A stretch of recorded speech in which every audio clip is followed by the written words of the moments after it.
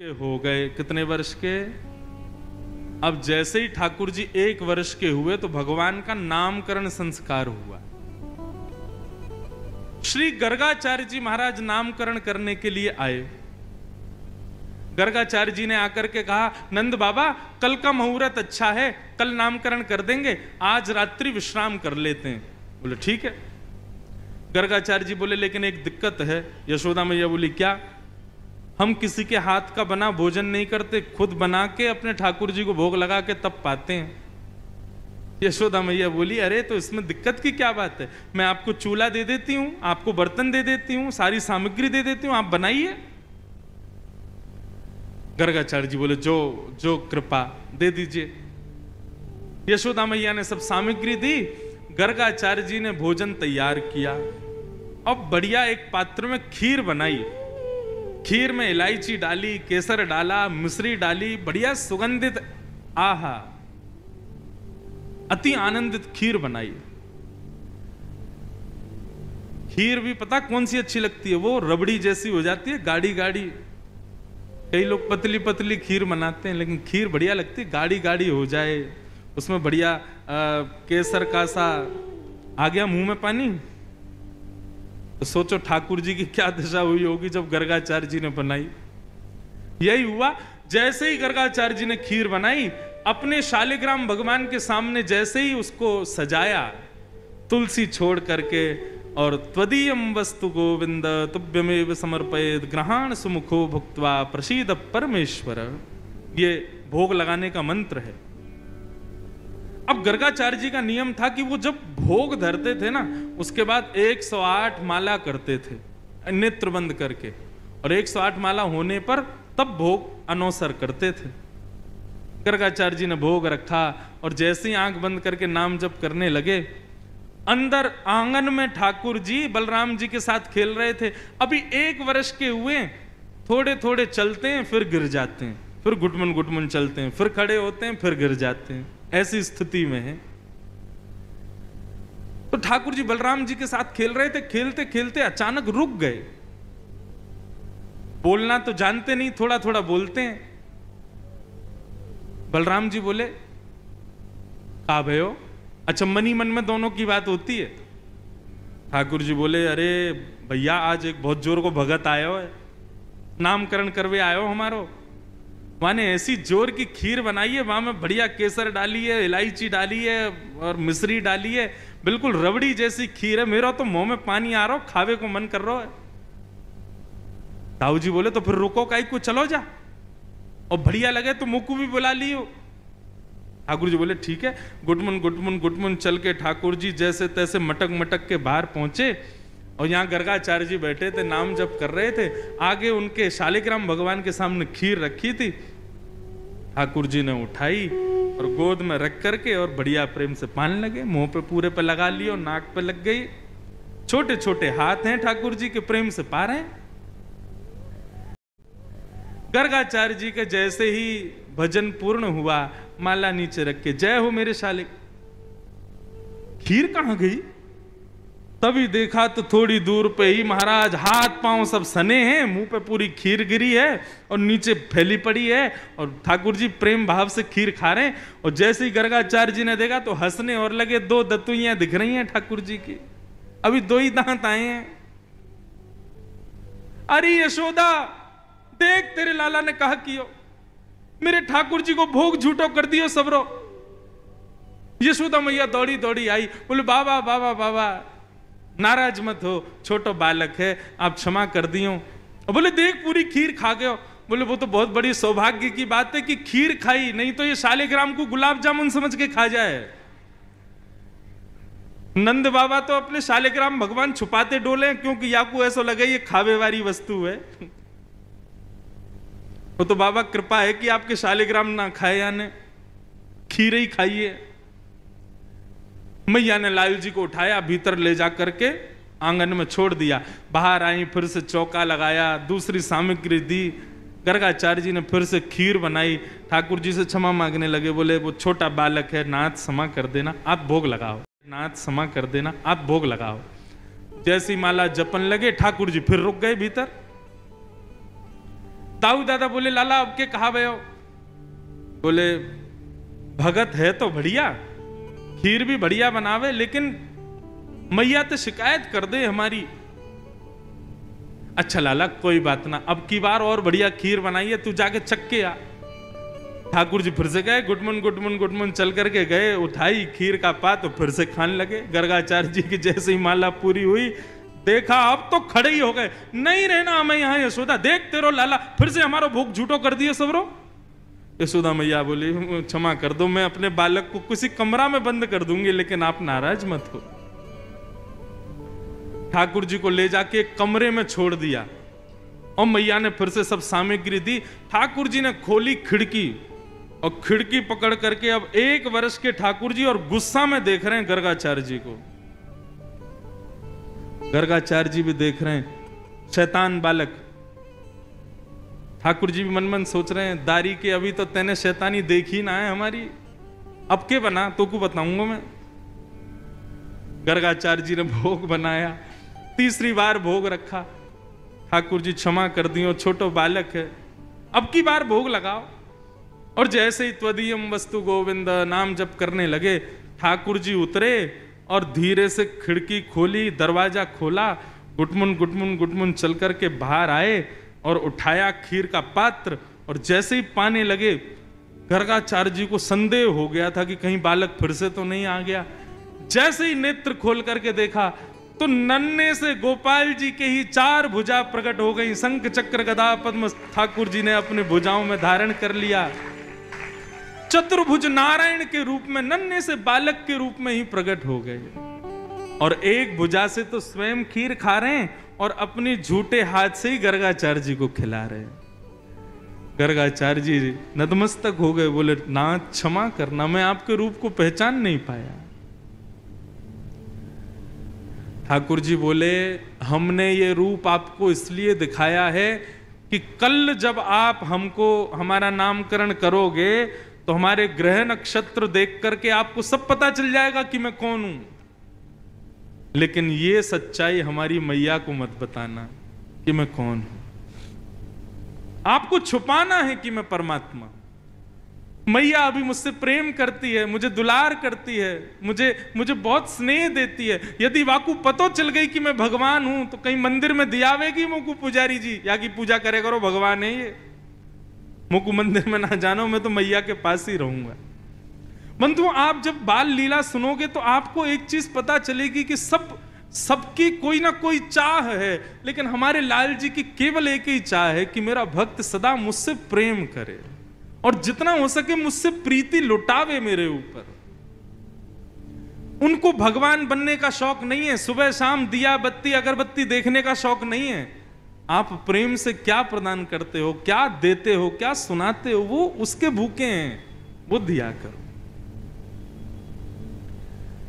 नामकरण संस्कार हुआ और बड़े भाई का नाम बलराम और छोटे भाई का शुक्ले रक्तस्थता पीत इदानिम कृष्णताम गत, भगवान का नाम कृष्ण रखा गया। बोलो बाल कृष्ण लाल की जय। बंधुओं, कई लोग इस नाम को अशुद्ध बोलते हैं, कई लोग कृष्ण बोलते हैं, कई लोग कृष्ण बोलते हैं, कोई कृष्णा बोलता है। भगवान का नाम शुद्ध उच्चारण करो। नाम क्या है? कृष्ण, भगवान, जय श्री कृष्ण। कृष्ण शब्द का अर्थ क्या है? वैसे तो कृष्ण शब्द का अर्थ, शाब्दिक अर्थ देखोगे तो थोड़ा सांवला, थोड़ा काला, उसको कृष्ण कहते हैं। लेकिन कृष्ण का भावार्थ यदि सुनोगे तो कृष्ण यानी कि पृथ्वी का मालिक, कृषि, और न यानी कि निवृत्ति। जिनका नाम गाने से पृथ्वी पर रहने वाले हम सब जीवात्माओं को निवृत्ति मिल जाती है, प्रवृत्ति छूट करके हम निवृत्त हो जाते हैं, उनका नाम है कृष्ण, भगवान कृष्ण। ठाकुर जी का नाम कृष्ण पड़ा, लेकिन गर्गाचार्य जी बोले मैया एक बात बता दूं, घबराना मत। बोले क्या? आपके लाला के एक नाम नहीं होंगे, अनेक नाम होंगे। ये बहुत सारी लीला करेगा, उन लीलाओं के अनुसार इसके नाम बदलते रहेंगे। कोई माधव, मधुसूदन, केशव, गोपाल, गोविंद, ऐसे लाला के बहुत सारे नाम होंगे। तो इसलिए आप चिंता मत करना कभी। मैया बोली कोई बात नहीं। अब तो ठाकुर जी थोड़े थोड़े बड़े हुए। आज जैसे ही यशोदा मैया आई लाला के पास, तो ठाकुर जी बोले मैया। अब तो जैसे ही मैया ने सुनी मैया, फिर से बोलियो, बोले मैया। अब तो मैया लेकर के दौड़ी बाबा के पास, बोले देखो आज लाला कहा बोलो, बोले कहा बोलो, बोलो बोलो मैया। नंद बाबा ने जैसे ही गोद में लियो, सो बाबा की दाढ़ी पकड़ के बोले बाबा। अब तो नंद बाबा नाचन लगे, बोले जय हो जय हो, अरे आनंद मनाओ, ढोल बजाओ, नगाड़े बजाओ, मंगल गाओ, हमारा लाला बोलन लगो। सोचो, पूरे विश्व को बुलाने वाला खुद बोलना सीख रहा है, पूरे विश्व को चलाने वाला उंगली पकड़ के चलना सीख रहा है। यशोदा मैया ने आज अपनी तिजोरी में से सोने की छोटी छोटी पायल निकाली और ठाकुर जी के चरणों में पहना दी, और पहना करके ठाकुर जी को छोड़ दिया फर्श पे। मैया बजाने लगी ताल, और वह ताल को सुनकर के ठाकुर जी अपने पैर उठा उठा करके नृत्य कर रहे हैं और सब लोगों के मन को मोह रहे हैं। बलराम जी आए, बोले कहा भयो, बोले आज लाला ने मैया और बाबा कही। बलराम जी ने ठाकुर जी को देखो, सो बलराम जी को देख करके बोले भैया। ओ अब तो बलराम जी भी नाचने लगे, पूरा ब्रजमंडल नाच रहा है। सूरदास जी वर्णन कर रहे हैं, कहने लागे मोहन मैया मैया, कहने लागे मोहन मैया मैया, कहने लागे मोहन मैया मैया, कहने लागे मोहन मैया मैया। पितानंद सो बाबा रे बाबा, पितानंद सो बाबा रे बाबा, पितानंद सो बाबा रे बाबा, पितानंद सो बाबा रे बाबा। और हलधर सो भैया, और हलधर सो भैया, और हलधर सो भैया भैया भैया, कहने लगे मोहन मैया मैया, कहने लगे मोहन मैया मैया, कहने लगे मोहन मैया मैया, कहने लगे मोहन मैया। बोल बाल कृष्ण लाल की जय, करताल बजा के गाओ।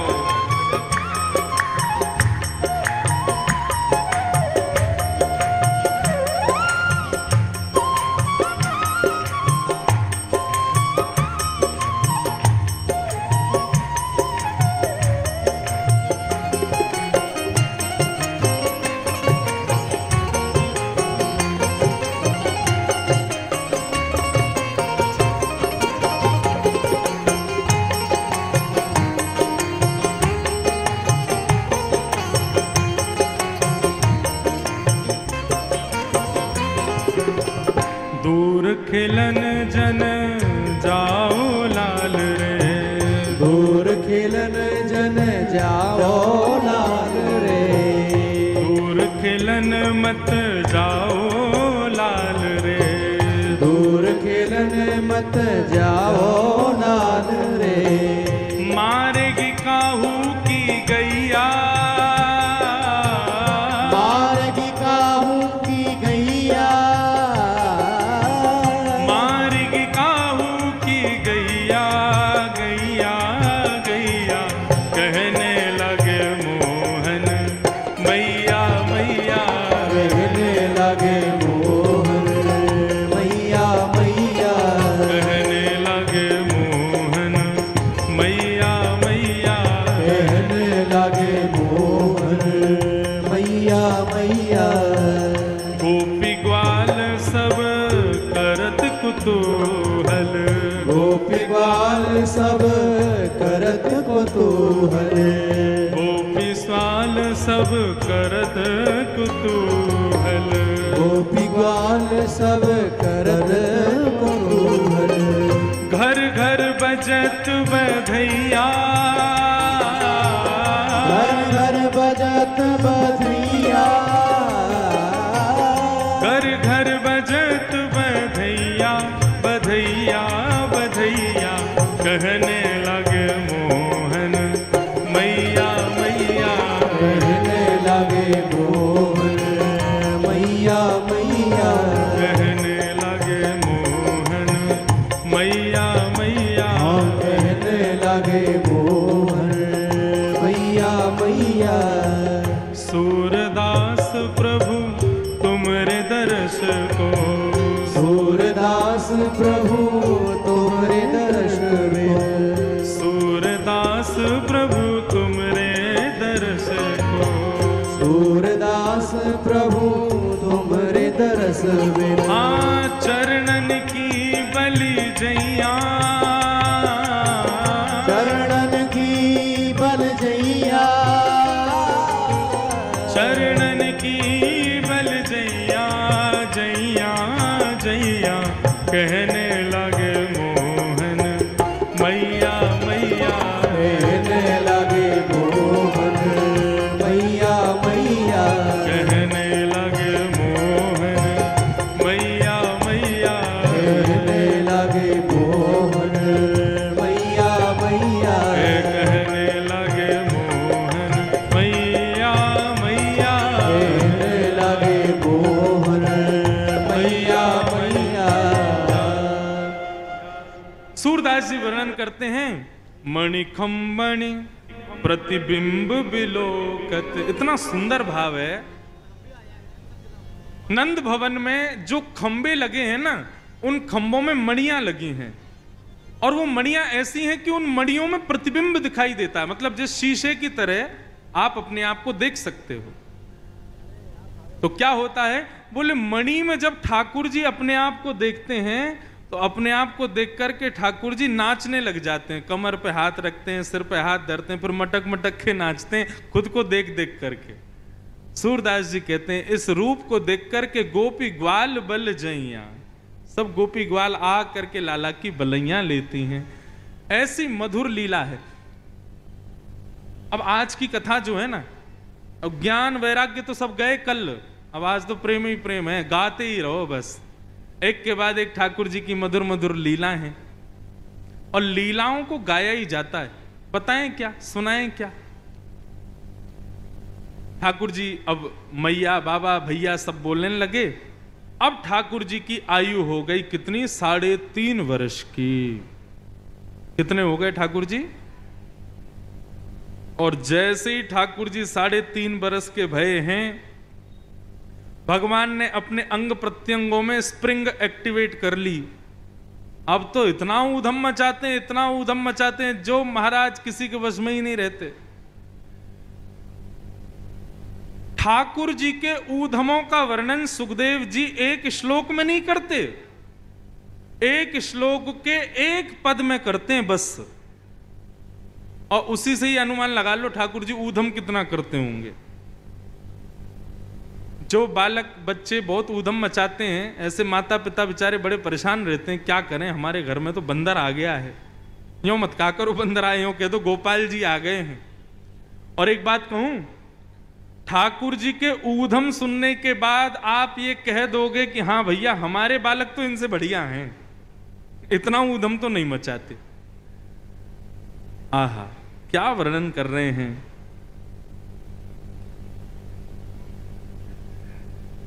श्रृंग्यग्निड्यं शशि जलद्विज कंटकेभ्य क्रीडा परावति चलौ स्वसुतौ निषेद्धुं गृहाणि कर्तुमपि यत्न तज्जनयो सेकातया पतुरलम मनसो नवस्था। भगवान के ऊधमों का वर्णन किया गया। ठाकुर जी कैसा ऊधम मचाते हैं। भैया नंद बाबा के यहां कितनी गाय हैं? 9 लाख गाय हैं। कितनी गाय? 9 लाख। हमारे वसण शाह दरबार की गैया हैं। इन गायों को देख करके कितना आनंद आता है। सब गिरी गाय, इतनी बढ़िया सुंदर गाय। ऐसे ही बड़े बड़े विशाल मुख वाली और बड़े बड़े सींग वाली 9 लाख गायें थी नंद बाबा के पास। तो क्या होता था, रोज कितना दूध निकलता था, ये विचार करो। अब दूध पिव जाता, सब बट जाता, उसके बाद भी हजारों लीटर दूध बचता था। तो क्या होता था, उसकी दही जमा के और दही की छाछ बना के और उसका मक्खन का घी बना करके सब में बांटते थे नंद बाबा। प्राचीन काल में सबसे पहला व्यापार यही था। गीता में वर्णन आता है कि व्यापारियों के लिए, वैश्यों के लिए क्या उनका धर्म क्या है? बोले गौ सेवा करना और व्यापार करना, घी निकाल करके उसका विक्रय करना। सबसे पहला व्यापार पृथ्वी का यही था। गायों की सेवा करो और घी बना करके घर घर पहुंचाओ। नंद बाबा का भी यही व्यापार था। लेकिन उसके बावजूद भी 9 लाख गायों का घी कोई कम होगा? ऐसा कहते हैं कि नंद भवन में कुएं थे घी के, कोई कमी नहीं थी। नंद बाबा क्या करते थे, कभी कभी कुछ घी निकाल करके और 9 लाख गायों के सींग में उसकी मालिश करते थे। तो दूर से ही नंद बाबा की गायों के सींग ऐसे चमकते थे मानो जैसे चांदी या स्वर्ण चमक रहा हो। एक दिन एक गैया बैठी थी, सोई लाल जी पहुंच गए गौशाला में, और गौशाला में पहुंच करके ठाकुर जी ने एक सींग पकड़ लिया उसका, दूसरा सींग बलराम जी ने पकड़ लिया और दोनों लगे गैया के सींगों को ऊपर नीचे करने। तो गैया थोड़ी देर तक तो कुछ नहीं बोली। थोड़ी देर बाद जब ज्यादा जोर से करने लगे तो गैया परेशान हो गई, और जैसे ही गैया परेशान हुई तो गैया खड़ी हो गई। और गैया खड़ी भई और दोनों भैया वहां पे लटक गए। मैया बचाइयो, बाबा बचाइयो, देख गैया हमें मार रही है। ठाकुर जी, गैया बोली अभी तो मारो ना है, अभी बताऊं तुम्हें, बहुत उधम मचाओ, सुबह सुबह आके रोज मेरे सींगन को ऐसे घुमाओ। अच्छा, आजकल गाय बांध के रखते हैं, लेकिन नंद बाबा के यहां गाय बांध के नहीं रहती, खुली रहती थी गौशाला में। गैया के दोनों सींगन पे भैया लटक गए। गैया दौड़ी सीधी जहां गोबरों का ढेर था और वहां जाकर के जोर से झटका मारा। सींगों में लगे थे घी, दोनों भैयाओं के हाथ फिसल गए और दोनों जाके गिरे गोबर में। यशोदा मैया आई तो गले गले तक गोबर में बैठे थे ठाकुर जी। मैया बोली कितनों नवाए ले हो, कितनों सजाए ले हो, कितनों भी सुंदर बनाए लो, आके या गोबर में ही खेले। लाला मुझको तो ऐसा लगे तू पूर्व जन्म में सूकर दिखे। बलराम जी बोले हाँ मैया सही कह रही है, ये पूर्व जन्म में सूकर ही हो, बरा बन के आए हो। ये श्रृंगी अग्नि मैया चूल्हे पे भोजन बनाती है, सोई बलराम जी से लड़ाई कर लेते हैं ठाकुर जी। और बलराम जी को मारने के लिए कोई और साधन नहीं मिलता तो चूल्हे की जलती हुई लकड़ी लेके भागते हैं पीछे, और फिर एक दूसरे जल जाते हैं। मैया बेचारे दोनों को संभालती रहती है। श्रृंगी अग्नि, अब आया तीसरा ड्यमष्टि। ठाकुर जी क्या करते हैं, कृष्ण बलराम दोनों में शर्त लगती है। बोले क्या शर्त? सुनो, आज माखन पहले कौन खाएगा? बोले ऐसे नहीं भाई, तुम बड़े भैया हो, तुम पहले खाओगे, ये वाला काम नहीं चलता है। कोई खेल खेलो, उसमें जो जीतेगा वो पहले माखन खाएगा। बलराम जी बोले लाला तू ही बता का खेल खेलें? बोले काम करें, अभी मैं 1 2 3 गिनूंगा, 3 गिनते ही दोनों भागेंगे और बाहर गली में जो जानवर मिल जाएगा वाह पकड़ के वहां के मुंह खोल के वहां के दांत गिनेंगे, जाके बट में ज्यादा दांत आ गए वो जीत गो। ये कोई खेल है? ड्यमष्टि 1 2 3 बोलते ही दोनों भागते हैं चौकड़ी मार करके। अब गली में कुकर आ जाए, सूकर आ जाए, बंदर आ जाए, जो आ जाए उसकी शामत नहीं। ठाकुर जी जामे पकड़ करके और मुंह खोलें, 1 2 3 4 5 6 7 कितने दांत हैं आके। और अगर बलराम जी के ज्यादा दांत निकल आते हैं तो ठाकुर जी तिरछी नजर से उसी जानवर को देखते हैं, कल के आके दिखाइयो हमारे मोहल्ला में तू, तेने हरा दियो में। ड्यमष्टि, श्रृंगी, अग्नि, ड्यमष्टि, जल।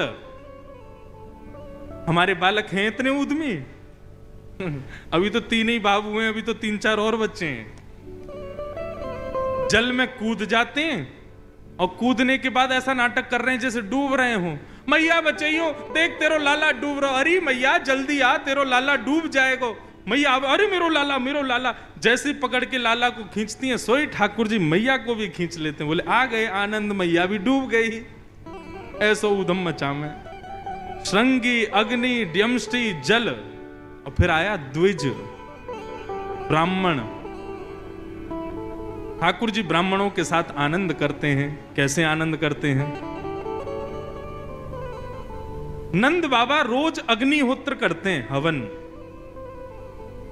एक दिन ठाकुर जी ने नंद बाबा से पूछा, बाबा ये तुम रोज रोज स्वाहा स्वाहा काय को करो? अब छोटे बालक को बड़े लोग क्या करते हैं, ऐसे ही कोई सहज बात बता करके टाल देते हैं। होता है ना हमारे घरों में भी। बच्चे पूछते हैं मम्मी काय की पूजा हो रही है, तो फिर हम ऐसे ही बोल देते हैं, ऐसे कुछ भी बना के बात समझाते हैं। अब छोटा बालक है, उसको क्या समझाएं? तो नंद बाबा ने ठाकुर जी को बोला, लाला ये अग्निहोत्र है, या करवे से जो मन में इच्छा होवे सब पूरी है जाए। ठाकुर जी बोले जो चाहेंगे सब पूरी है जाए। बोले हाँ अच्छा। अब ठाकुर जी ने घर में तो बताया नहीं, अपने ग्वाल बालों के पास गए। ठाकुर जी के ग्वाल बाल कौन है? मधुमंगल, श्रीदामा, तन सुखा, मन सुखा, धन सुखा। ये ठाकुर जी के ग्वाल बाल हैं। और इनके भी अधिपति प्रेसिडेंट हैं 3.5 वर्ष के ठाकुर जी, जिसमें तन सुखा मन सुखा की उम्र तो 11-12 साल की है। वो भी ठाकुर जी को आके प्रणाम करते हैं। सारे ग्वाल बालों को ठाकुर जी ने बुलाया और बुला करके बोले भैया आज से हवन शुरू करना है। मधुमंगल श्रीदामा बोले क्यों? बोले पिताजी बता रहे कि हवन करवे थे, रोज हवन करवे थे, मन की इच्छा पूरी है जाए। हाँ तो लाला तो फिर का इच्छा के लिए करेंगे हम हवन?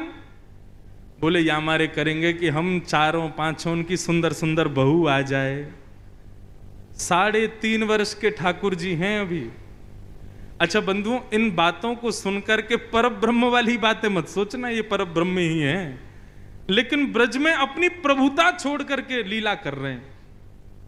सारे ग्वाल बाल चारों तरफ बैठ गए और बीच में ऐसे ही हवन सामग्री, सूखे पत्तों का चूरा एक दूसरे में बांट दिया, सूखे पत्तों में अग्नि लगा करके, और आचार्य बन के ठाकुर जी बैठ गए और चूरे दे दिए सबको सूखे पत्तों के।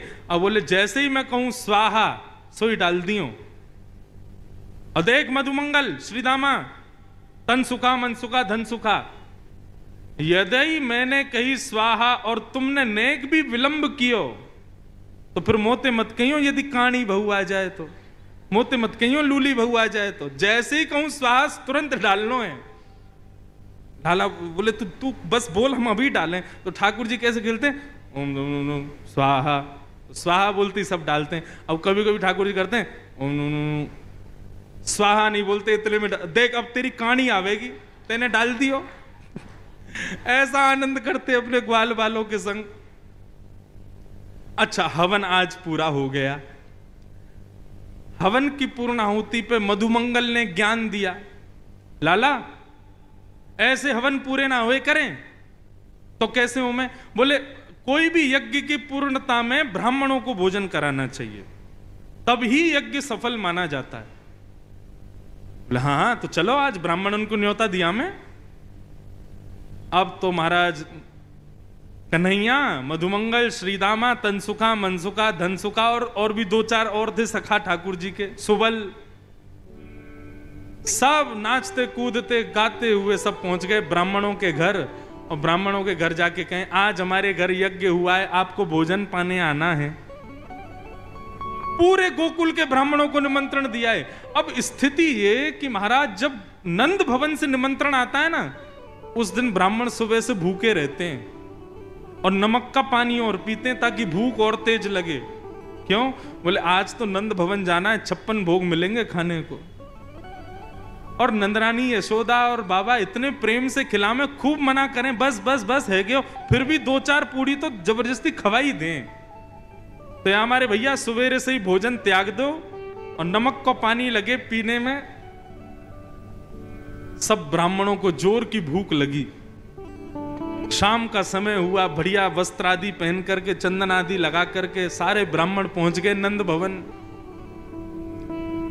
अटारी पर बैठी थी यशोदा मैया।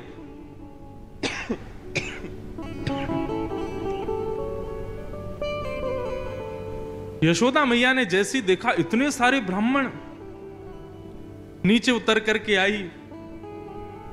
आज इतने ब्राह्मणों का आगमन मेरे द्वार पे, सबको प्रणाम वंदन। ब्राह्मण बोले मैया प्रणाम प्रणाम बाद में करियो, तू तो पहले कछु खवा, बहुत जोर की भूख लगी है। बोले मैं वही पूछने वाली थी कि आज इतने सारे ब्राह्मणों का मेरे घर पे कैसे आगमन हुआ। अब एक तो किसी को आपने निमंत्रण दे दिया भोजन का, अगला आदमी बेचारा भोजन छोड़ के आया, सुबह से नमक का पानी पी के आपके घर आया और आप उससे पूछ रहे हो बताओ कैसे आना हुआ आपका। ब्राह्मण बोले मैया ये मत पूछो, ऐसा मत कहना कि आपको नहीं पता हम क्यों आए हैं। मैया बोली मुझे सांची में नहीं पता, बताओ तो आप लोग क्यों आए हो। बोले अरे ये तो नंद को लाला खेल गए हो हमारे संग। अरे मैया कहा बताएं, सवेरे सवेरे तुम्हारो नंद को तुम्हारो लाला और सबरे ग्वाल बालन के संग आयो और आकर के निमंत्रण दे के गयो कि आज सबन को हमारे यहाँ भोजन पावे आनो है। हम तो मैया अपने घर के चूल्हान ने बुझा के ब्राह्मणी से मना करके कि आज भोजन मत बनाइयो। नमक को पानी पी पी के अपनी भूख इतनी जोर की कर ली है कि थोड़ी बहुत देर में यदि भोजन नहीं मिला तो एक दूसरे खा जाएंगे हम। मैया तुम्हारे लाला ने निमंत्रण दियो। मैया बोली देखो भोजन की व्यवस्था करने में मुझको समय लगेगा, क्योंकि मुझे पता नहीं था आप आने वाले हैं, तो वो तो मैं सब कर दूंगी, लेकिन उससे पहले आपके यजमान को तो ढूंढो कहां है, जिसने आपको निमंत्रण दिया पहले उसको तो पकड़ के लाओ। सब ब्राह्मणों के संग मैया निकल पड़ी खोजने। तभी नंद भवन के पीछे ठाकुर जी अपने सब ग्वाल बालन के संग खेल रहे थे। मैया पहुंची, लाला ओ कन्हैया यहां पे आ। जैसे ही ठाकुर जी ने पीछे देखी, ओ मधुमंगल ये तो सांची में आ गए सबरे, हम तो ऐसे ही आनंद में निमंत्रण दे के आए, तो सांची में आ गए। बोले हम लाला ये तो सांची में आ गए और मैया और पकड़ के लाए, मैया मारेगी आज। ठाकुर जी बोले अकेलो ना पिटूंगा, तुम भी चलो मेरे संग, एक एक थप्पड़ तुम भी खाइयो। सब रे ग्वाल बाल पहुंचे मैया के पास। हाँ मैया। मधुमंगल श्रीदामा बोले लाला पहले बचवे को प्रयास करियो, झूठ बोल बाल के कछु निकारवे को कोशिश करियो, पिटनो ना पड़े, और जब पीटवे की शामत आएगी तो हम सब रे गाल आगे कर ही देंगे अपनो, का करें गलती तो है ही गई। ठाकुर जी बोले हाँ मैया कहा भयो। मैया बोली ये सब कौन है। ये हमारे गोकुल के सब ब्राह्मण हैं, ये क्यों आए हमारे यहां। मैया मोए ना पता क्यों आए हैं। बोले झूठ बोला, ये सब रे यूं कह रहे हैं कि तू सबन के घर गयो और सबके घर जा जा करके तेने न्योता दियो कि आइयो आज हमारे घर पर यज्ञ भयो, सब लोग भोजन पावे आइयो। मैया मैं गयो इनके घर। मैया मैं तेरी सौगंध खा के कह रहा हूं, मुझको तो यूं ना पता इनको घर कौन सी गली में, मैं ना जानू। ब्राह्मण बोले देखो कितना झूठ बोल रहे हैं, कितना भयंकर झूठ बोल रहे हैं। मैया ने पकड़े कान, लाला सांची बता तेने इनको निमंत्रण क्यों दियो। बोले मैया देख तो कुछ सांची बताऊं। बोले हाँ बता। मारेगी तो नहीं। बोले ना मारूंगी। बोले हमने पूजा पूजा खेल खेलो, पूजा पूजा खेल रहे हम लोग सब रे, मैं आचार्य बनो, ये मधुमंगल ब्रह्मा बनो और ये सब रे ब्राह्मण बने, हम सब लोग आचार्य बन के ऐसे आनंद से खेल खेल कर रहे पूजा पूजा को। तभी ये मधुमंगल बोलो भैया अनुष्ठान के बाद में भोजन ब्राह्मण भोजन होना चाहिए, तो हम तो ऐसे ही खेल खेल में निमंत्रण दिया है इनको, अब ये आ गए हैं तो अब आपको कोई व्यवस्था करने की जरूरत ना है। जब हमारो हवन ही खेल खेल को तो भोजन भी खेल खेल को। ये भी सूखे सूखे पत्ता हाथ में लेके कहते हैं हाँ भाई मोहन थार बहुत बढ़िया बनी है, पूड़ी बहुत अच्छी बनी है, देख क्या बात है, देख सब्जी बहुत जोर की बनी है। खेल खेल की पूजा, खेल खेल को निमंत्रण। फिर मैया ने मधुमंगल श्रीदामा सबरे एक एक तो धर दिए सबन में।